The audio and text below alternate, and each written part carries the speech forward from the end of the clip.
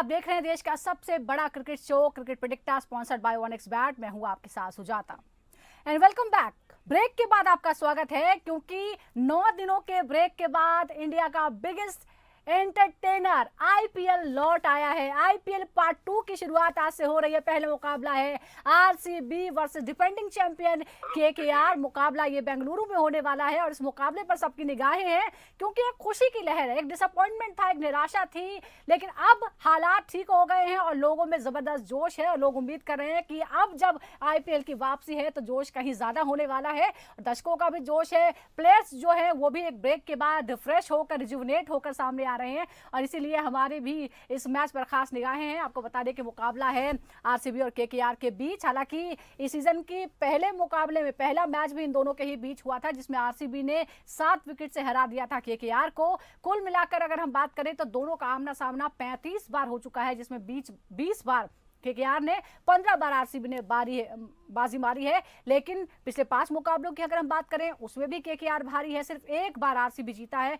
4 बार KKR ने बाजी मारी है। लेकिन जो एक मुकाबला था वो बहुत ही क्रूशियल है क्योंकि इस सीजन में आईपीएल सीजन 18 जो है वो वाकई ही आरसीबी के लिए लकी साबित हो रहा है और जबरदस्त फॉर्म में है वो। कुल मिलाकर जो 11 मुकाबले खेले हैं उसमें 8 में जीत हासिल हुई है, सिर्फ 3 वो हारी है और इसीलिए फिलहाल 16 पॉइंट्स के साथ वो नंबर 2 पर है। सिर्फ रन रेट की वजह से वो गुजरात टाइटंस से पीछे है। तो आगे क्या होने वाला है, अब क्या फर्क पड़ेगा इस ब्रेक के बाद, कौन किस पर भारी पड़ सकता है, कुछ जो चेंजेस हुए हैं तमाम डिटेल पर हम बात करेंगे। लेकिन ब्रेक से पहले क्या हुआ था ये आपको क्रिकेट प्रेडिक्टर ने एक हिस्टोरिकल एनालिसिस के जरिए बताया है। फिर आपको बता दें क्रिकेट प्रेडिक्टर ने आपको बताया कि 8 मई से पहले तक कुल मिलाकर जो 57 मैचेस हुए हैं उसमें 19,000 रन बने हैं, 13,000 डिलीवरीज हुई हैं, बॉल डाली गई हैं, जबकि 300 विकेट जो हैं वो लिए गए हैं। तो ये जो था डिटेल एनालिसिस, हमने आपको डिटेल में सब कुछ बताया।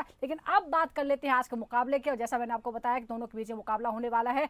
क्या होगा आज मुकाबले में, खास बातचीत करने के लिए हमारे साथ 2 खास मेहमान जुड़ गए हैं। हमारे साथ है former cricketer and commentator Atul Wassan और फॉर्मर क्रिकेटर नोएल डेविड। अतुल जी और नोएल, आप दोनों का ही बहुत बहुत स्वागत है और ये ब्रेक के बाद 9 दिनों के ब्रेक के बाद हम स्वागत कर रहे हैं दर्शकों का भी और आईपीएल का भी। अतुल जी, अब ये पहले तो आप बताइए कि ये क्या फीलिंग है क्योंकि ये जो सीजन है वो आईपीएल को डेडिकेटेड होता है भारत में।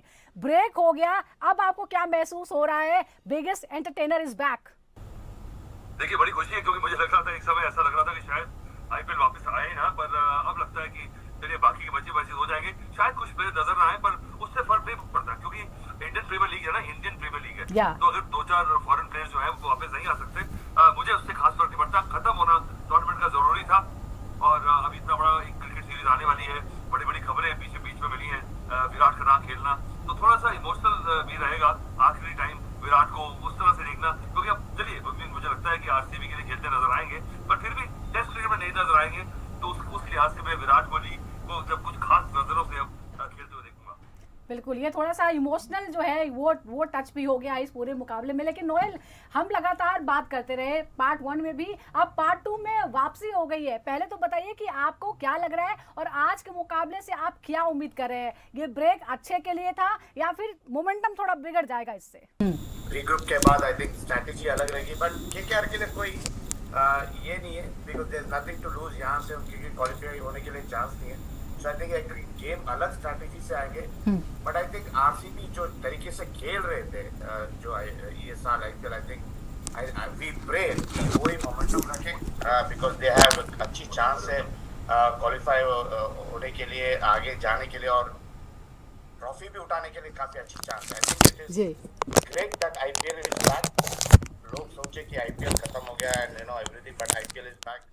लोग they will enjoy the yes absolutely IPL is back and so are we। और अतुल जी, जिस तरह से ये बात हो रही है कि आरसीबी जो है इस बार कुछ अलग ही फॉर्म में नजर आ रही है। आपको याद होगा कि जब प्रोमो चल रहे थे तो आईपीएल सीजन 18 नंबर की जर्सी के लिए लकी होगा, इस तरह की बातें, और ऐसा लग रहा है कि शायद वो जो है वो बिल्कुल सही साबित हो रहा है। पर आपको लगता है कि इस ब्रेक से कोई मोमेंटम बिगड़ेगा या आरसीबी जबरदस्त फॉर्म में है, आज भी नजर आएगी?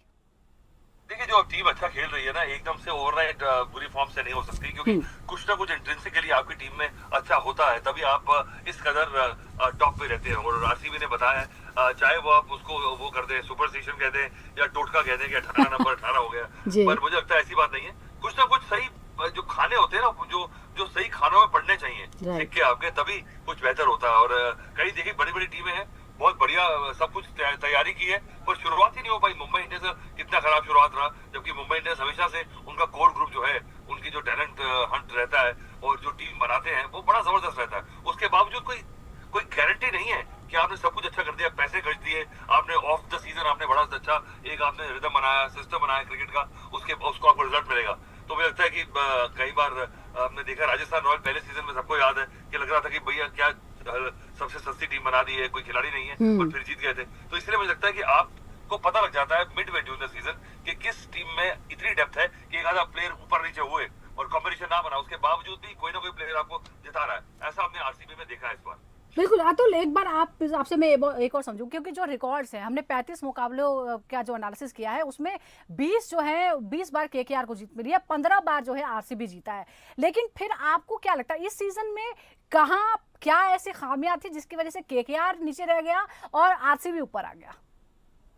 देखिए केकेआर सबसे बड़ी बात आपने नोटिस करी होगी कि शायद ही मुझे लगता है कि पूरे सीजन में अब तक 2 गेम्स जो है लगातार जीते हैं। मुझे लगता है अभी पिछले हफ्ते 10 दिन में ही एक बार ऐसा हुआ है, पर हमेशा एक मैच जीतने के बाद अगला मैच हार जाते रहे। ऐसे आपका सीजन बनता नहीं है। आपको 2 4 5 चीजें इकट्ठी स्ट्रिंग अलोंग करनी पड़ती हैं कि आपको पता लगे कि आपका बैलेंस क्या है। क्योंकि आप एक गेम जीतते हैं, आपको लगता है एवरीथिंग ओके, देन आप एक गेम हारते हैं, आपको लगता है ये क्या हो गया, फिर दोबारा से आप अपने माइंड में श्योर नहीं होते कि आपने सही कॉम्बिनेशन और सही बैलेंस बनाया है। पर फिर अगर आरसीबी की बात की जाए, पिछले 5 मुकाबलों में चेन्नई स्वामी में सिर्फ 2 जीते हैं। हालांकि आरसीबी की जो फैंस हैं वो सबसे जबरदस्त हैं। तो ये मुझे लगता है कि होम ग्राउंड पे आपने डोमिनेट नहीं किया और आज मौका है, आज प्लेऑफ में जगह पक्की कर लेंगे।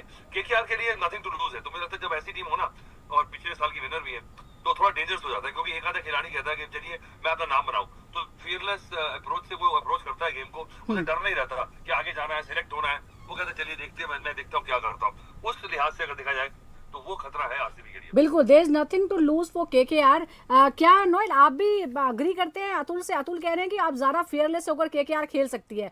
आरसीबी के पास मौका है अपनी नंबर 1 की पोजीशन को पक्का करने का और आराम से आगे का रास्ता तय करने का। केकेआर जो है उसके पास अब बहुत ज़्यादा कुछ खोने को नहीं है, कोई मिरेकल ही हो सकता है कि जब वो प्ले ऑफ में पहुंच जाए। आपको लगता है कि क्या ऐसा हो सकता है आज? बिल्कुल 100% अग्री करता हूँ अतुल से, क्योंकि फियरलेस गेम रह गई आज केकेआर के लिए, क्योंकि as he said correctly nothing to lose यहाँ से, क्योंकि खाली 2 गेम है उनके लिए बचा हुआ है आईपीएल में। So they will go with एक स्ट्रैटेजी ऑल आउट जाने के लिए। देखते हैं गेम में they can be a spoiled sport in this अगर आरसीबी को हराए आज, so they will become a spoiled, क्योंकि जो आरसीबी एक अच्छी चांस है क्वालिफाई नंबर 1 रहने के लिए। I think they can be a spoiled sport by defeating RCB, but other end I think RCB जो तरीके से खेला, as I said, I think they will be looking to grab that top spot IPL के लिए, क्योंकि get into the qualification and get straight into the final. I think वो एक ये देखेंगे, but overall अगर देखे गए तो I think जो तरीके से केकेआर ये साल खेला, I don't think they have played the best of the cricket जो last year खेले थे under Shreyas Iyer. I think they have lost it there. Hopefully, they bounce back in this 2 game, go with the winning note. थोड़ा ये लग सकता है कि शायद जो लीडरशिप चेंज हुआ है उसकी वजह से टीम का मोमेंटम बिगड़ गया है। एक बार जरा इस सीजन में परफॉर्मेंस पर नजर डाल लेते हैं। अभी तक आरसीबी ने कुल 11 मैच खेले हैं, 8 जीते हैं, 3 में उसे हार का सामना करना पड़ा है। पॉइंट्स है उसके 16 और नेट रन रेट जो है वो है 0.482 और रन रेट की वजह से ही वो गुजरात टाइटन से थोड़ा सा पीछे है और नंबर 2 पर है। अदरवाइज पॉइंट्स दोनों के बराबर हैं। 12 मैच खेले हैं, केकेआर ने 5 जीते हैं, 6 में उसे हार का सामना करना पड़ा है और एक जो था वो बारिश में धुल गया था, तो एक पॉइंट जो है वो बट गया था। कुल मिलाकर सिर्फ 11 अंक है और रन रेट में भी काफी पीछे नजर आती है, इसलिए ये तमाम चीजें जो है वो मुश्किल हो सकती है। अब जरा जो टॉप परफॉर्मर्स हैं उन पर नजर डाल लेते हैं। आरसीबी की तरफ से जो टॉप बल्लेबाज है Virat Kohli, of course 505 run उन्होंने बनाए हैं, कुल मिलाकर नंबर 4 पर हैं वो टॉप स्कोरर में ऑरेंज कैप के रेस में, 143 के स्ट्राइक रेट से रन बनाए हैं। उसके बाद है पडिक्कल, 247 रन उन्होंने बनाए हैं। केकेआर की तरफ से बात करें तो अजिंक्य रहाणे 375 और अंकुश रघुवंशी ने 286 रन बनाए हैं। यानी जो व्यक्तिगत परफॉर्मेंस है उसमें भी आरसीबी कहीं आगे नजर आता है। अगर हम टॉप गेंदबाजों की बात करते हैं तो जोश हेजलवुड 18 विकेट के साथ आरसीबी की तरफ से हैं, कृणाल पांड्या उसके पीछे हैं 14 विकेट के साथ, केकेआर की तरफ से वरुण चक्रवर्ती ने 17 विकेट लिए हैं, वैभव अरोड़ा ने लिए हैं 16 विकेट। तो ये जो है वो पूरा डिटेल हम दर्शकों को बता रहे हैं। फिर एक बीच सवाल यहाँ पर उठ जाता है कि केकेआर टूर्नामेंट से बाहर तो हो ही चुकी है, लेकिन आरसीबी के लिए जो मुश्किलें थोड़ी सी हो सकती हैं अतुल, ये कहा जा रहा है कि शायद रजत पाटीदार जो है वो आज नहीं खेल पाएंगे, उनको इंजरी है। क्या आपको लगता है अगर वो नहीं खेलेंगे तो एक नई स्ट्रैटेजी के साथ टीम को उतरना पड़ेगा? नहीं, स्ट्रेटजी चेंज नहीं होती है खिलाड़ी के आउट होने से, पर ये होता है कि जरूर कि देखिए बड़ा नाम है, कप्तान है, तो उसका इंजर्ड होना इतने क्रूशियल जंक्शन पे शायद एक ब्लेसिंग इन डिस्गाइज हो जाए, क्योंकि अगर आज रेस्ट मिल जाए और आगे टीम सर्वाइव करती है तो शायद उनका रोल बड़ा आने वाला आगे मैचेस में होगा। पर बड़ी बात रही है, आपने देखिए लेट आउट किया है केकेआर के बल्लेबाजों ने सीजन में, क्योंकि बेस्ट इकोनॉमी रेट अगर देखा जाए गेंदबाजों की तरफ से पूरे टूर्नामेंट में, मैं स्टैट्स का इतना बड़ा फैन नहीं हूं, पर क्योंकि आपके प्रोग्राम में स्टैट्स का बड़ा रोल रहता है तो मैं बता दूं आपको कि देखिए बेस्ट इकोनॉमी रेट हो और आपका मैक्सिमम डॉट बॉल्स हो, आपके गेंदबाज करें और आपकी टीम की हालत ये हो, तो बताता है कि बल्लेबाजों ने सपोर्ट नहीं किया। पर दूसरी तरफ देखा जाए कि आपके स्पिनर जो थे, 2 मिस्ट्री स्पिनर आपकी टीम में है, सुनील नारायण है और आपके पास जो मिस्ट्री स्पिनर हमारे वरुण चक्रवर्ती है, और उसके खिलाफ अगर देखा जाए विराट कोहली का रिकॉर्ड जो है 2023 में मुझे लगता है 108 109 की औसत थी स्पिनर्स के अगेंस्ट, फिर 2023-24 में मुझे लगता है कि 130-35 की थी, तो इस बार थोड़ी सी बेहतर है। पर इन दोनों गेंदबाजों के खिलाफ विराट कोहली का सिक्का चलता नजर नहीं आया। ये बड़ा अच्छा कॉन्टेस्ट होगा आज, क्योंकि इन स्पिनर्स के खिलाफ विराट कोहली कैसे खेलेंगे। बिल्कुल, ये तो कॉन्टेस्ट होगा। हमने देखा है कि लगातार जो है वो सुधार उनके स्पिन को खेलने में हुआ ही है। एक बार जरा पावर प्ले के दौरान क्या किया है इन दोनों टीमों ने, ये भी अपने दर्शकों को बताते हैं। कुल 11 पारियां जो आरसीबी ने खेली हैं, 596 रन बनाए हैं। पावर प्ले के दौरान की बात करो, गेंदें इस दौरान कितनी फेस की हैं? 396। यही अगर 12 मैचेस में देखें केकेआर के लिए तो 619 रन उन्होंने बनाए हैं, 402 गेंदों का सामना किया है। हालांकि यहाँ थोड़ा बराबरी, थोड़ी सी एज जो है केकेआर को यहाँ पे नजर आ रही है नोएल। अब ये मैं आपसे समझना चाहूंगी कि क्या ये विभाग है जिस पर बेंगलुरु को थोड़ा सा ध्यान देने की जरूरत है, क्योंकि हमने देखा है कि बहुत ही स्टेबल होकर खेलने की अप्रोच अपनाई है कि पहले रुक कर खेलते हैं और बाद में मैच जिताने की तरफ बढ़ते हैं। पावर प्ले में थोड़ा सा पिछड़ा हुआ नजर आता है आरसीबी का ये डिपार्टमेंट। बिल्कुल, बट आई थिंक जो सॉल्ट और विराट कोहली जो स्टार्ट दिए इनिशियली, आई थिंक काफी अच्छी थी। तो I feel that power play काफी इंपॉर्टेंट रहता है, बट थोड़ी बहुत लैक हो रही है। But I think salt has left the side, वापस गए हुए हैं, तो जो नए ओपनर आए पहली गेम में 50 किए, तो आई डोंट थिंक एनी फर्क पड़ेगा इनको। बट जो तरीके से शिवराय, जो सुनील नारायण और अजिंक्य रहाणे जो स्टार्ट देते हैं, आई थिंक थोड़ी बहुत केयरफुल रहना चाहिए उनको। But I think they have the power play bowlers. देखिए हेजलवुड जो स्टिक करते हैं अपनी बॉलिंग से पावर प्ले में काफी अच्छा लगता है। I don't think it should be any problem for RCB ये मैच में। अच्छा, और आपने ये जो एक इंटरेस्टिंग फैक्ट जो क्रिकेट प्रेडिक्टर ने अपने फैंस को बताया, अपने दर्शकों को बताया, वो ये कि डॉट बॉल्स का जब हम हिसाब लगाते हैं तो डॉट बॉल्स भी ज्यादा खेली है जिसने, उसी का स्ट्राइक रेट हाई है। सबसे ज्यादा जो डॉट बॉल्स खेली है 110 वो है यशस्वी जायसवाल, उनका स्ट्राइक रेट जो है 153 का है। 94 बॉल जो है अभी तक डॉट बॉल्स के रूप में खेली है विराट कोहली ने, उनका जो स्ट्राइक रेट है वो 143 का है। तो यहाँ जो है हमने ये देखा है कि शुरुआत में थोड़ा सा स्टेबल होकर खेले और बाद में एस्केलेट करके अपना जो स्ट्राइक रेट है वो मेंटेन किया है। तो यहाँ बिल्कुल ऑपोजिट नजर आता है। अब आपने हेजलवुड का जिक्र किया है अतुल, मैं आपसे समझना चाहूंगी कि अगर हेजलवुड भी आज बाहर रहते हैं तो फिर टीम के लिए रणनीति क्या होगी आरसीबी की? देखिए हेजलवुड तो आज बाहर है ही, वो मैच में नहीं खेल रहे, वो मुझे लगता है कि पहुंचे नहीं है वापस, और शायद ऑस्ट्रेलियन जो बोर्ड है वो चाहेगा भी नहीं कि अपने प्लेयर्स को ऐसे करें, क्योंकि अब मुझे लगता है कि उनको, पर आरसीबी को बहुत जरूरत थी, तो मुझे लगता है आरसीबी को इंसिस्ट करना चाहिए था, क्योंकि बहुत बड़ा योगदान रहा है हेजलवुड का आरसीबी को यहाँ तक पहुंचाने में। पर खैर चलिए, ये सारी बातें वो है कि वो होते तो ये होता, ये होता तो वो होता, इसको छोड़ देते हैं। पर सबसे बड़ी बात है कि आप स्ट्राइक रेट की बात कर रहे हैं, पावर प्ले की सबसे बेहतर जो आखिरी 5 ओवर में, जो स्टॉक ओवर्स में अगर स्ट्राइक रेट देखा जाए तो आरसीबी का 11.5 पौने 12 रन बनाते हैं, तो उससे पता लगता है कि जो 5 के ओवर बाद के ओवर जो है वो इनकैशमेंट जो है वो आरसीबी सबसे बेहतर है। ठीक है, तो अब यहाँ जिस तरह से अतुल कह रहे हैं कि कुछ प्लेयर्स बाहर हो गए हैं, लेकिन नोएल ये भी बड़ा सवाल है कि ये जो प्लेयर्स हैं इनकी अपने टीम्स की जो परफॉर्मेंस है लगातार उसमें बहुत अहम रोल उनका रहा है। तो क्या आपको लगता है कि अब जो है हम एक नए अप्रोच के साथ, एक नए कॉम्बिनेशन के साथ टीम्स को देखेंगे और उसका उनके परफॉर्मेंस पर भी असर पड़ेगा? बिल्कुल, देखिए जैसा अतुल ने कहा है, इज गुड काफी महत्वपूर्ण रोल आरसीबी के लिए। यस, की जो बॉलिंग थी इनिशियली, नया बॉल के स्पेस जब वापस आए के साथ लेटर ऑन, आई थिंक काफी इम्पोर्टेंट थी along with Kunal Pandya. I think जब एक प्लेयर काफी अच्छा करके वापस जाते हैं और जब वापस नहीं आते हैं तो आई थिंक एक टीम को काफी बड़ा धक्का मिलता है, क्योंकि जो रिलायबल सोर्स की जो रहती है बॉलिंग उनकी वो नहीं मिलता है। Because you have to look into नए बॉलर को ढूंढना पड़ता है, उनको रिदम में लेके आना वापिस।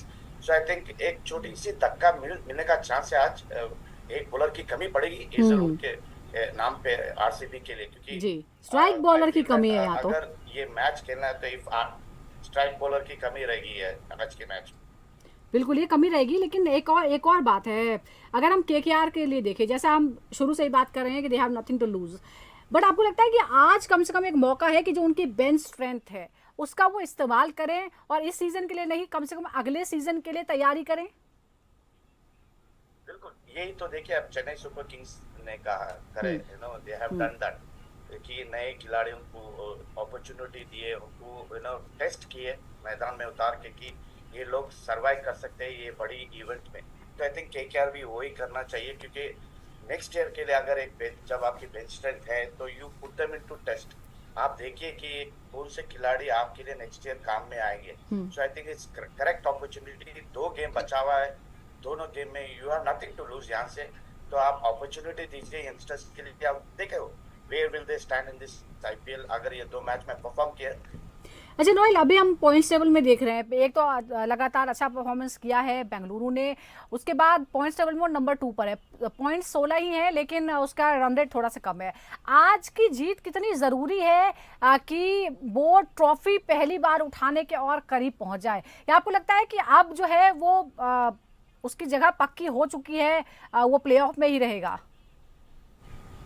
देखिए 3 गेम है और तीनों लगातार जीतना चाहिए आरसीबी के लिए, क्योंकि अगर नंबर 1 है तो आपको एक स्टेप करीब है आप ट्रॉफी उठाने के लिए। एंड दैट वो रहेगा माइंड पे आरसीबी की फ्रेंचाइज जो ओनर्स है, टीम मैनेजमेंट है, कोचेस है, ये सोच रहे कि भाई फर्स्ट आज का मैच निकाले, फिर मैच टू मैच प्लान करके get on to the number 1 position, ताकि आपको qualify straight into the finals आए।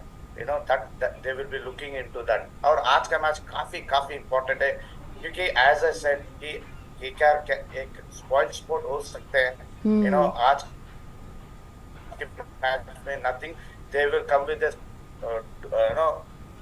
नो इफेक्ट मैच, उनके लिए कुछ नहीं रहेगा कि आप जाइए ऑल आउट के लिए। लेकिन मुझे नहीं लगता कि आज आरसीबी कोई ऐसा मौका देने वाली है, क्योंकि एक तो बहुत ही इमोशनल मौका है, एक तो आईपीएल की वापसी हुई है एक 9 दिन के ब्रेक के बाद, दूसरा विराट कोहली ने इस ब्रेक के दौरान टेस्ट से रिटायरमेंट का ऐलान कर दिया है और इसीलिए जो फैंस हैं वो बहुत ज़्यादा इमोशनल है उनके बारे में। देखते हैं कि आज के मैदान पर किस तरह का नज़ारा देखने को मिलता है। बहुत बहुत शुक्रिया आपका अतुल वासन और नोएल डेविड, आपका हमारे साथ जुड़ने के लिए। दर्शकों का भी बहुत बहुत शुक्रिया। तो बस कुछ ही देर बाद फिर एक बार शुरू हो जाएगा आईपीएल सीजन 18 और मुकाबला होगा आरसीबी वर्सेस केकेआर। आप बने रहिए और हमारे साथ भी जुड़े रहिए, हर एक बॉल की एनालिसिस के लिए क्रिकेट प्रेडिक्टर देखते रहिए। नमस्कार।